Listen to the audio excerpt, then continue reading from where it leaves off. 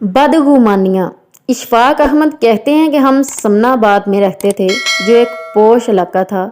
وہاں ایک بیوہ خاتون آ کر رہنے لگی جس کے 2 بچے تھے۔ خاتون بہت خوبصورت، نوجوان، ماڈرن تھی اور اس کا انداز، رہن سہن کچھ شوق اور باقی لوگوں سے مختلف تھا۔ وہ خوبصورت اور باریک کپڑے پہنتی اور بے تحاشا خوشبو کا استعمال کرتی، یہاں تک کہ اگر کوئی اس کے گھر کے اندر سے گزرے تو خوشبو کی لپٹوں کی زد میں خود کو محسوس کرتا۔ خاتون جاسوسی ادب سے شغف رکھتی تھی اور دن سارا جاسوسی ناول پڑھتی رہتی تھی اور بچوں کو گھر سے نکال دیا کرتی تھی۔ اس کے گھر کچھ مشکوک لوگوں کا بھی آنا جانا تھا، جس کے باعث خاتون کے بارے میں لوگ اچھی رائے نہیں رکھتے تھے۔ اشفاق احمد کہتے ہیں کہ ہمارے گھروں میں آپس میں اور جمعے کے وقت مسجد میں بھی باتیں ہوتی تھیں کہ محلے والی وہ خاتون اور کس قسم کی خاتون آ کر رہنے لگ گئی ہے۔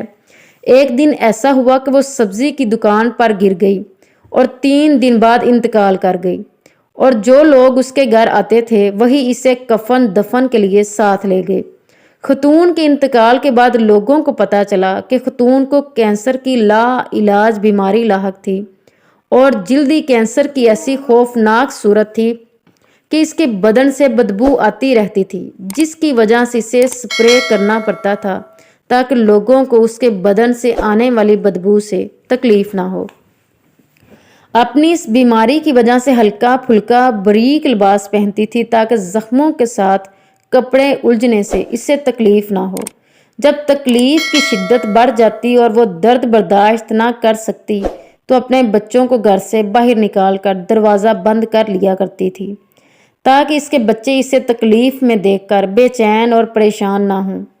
اس کے گھر آنے والا ایک بندہ اس کا دیور تھا، دوسرا اس کا فیملی ڈاکٹر تھا جو اس کی دیکھ بھال پر مامور تھا، اور تیسرا اس کا وکیل تھا۔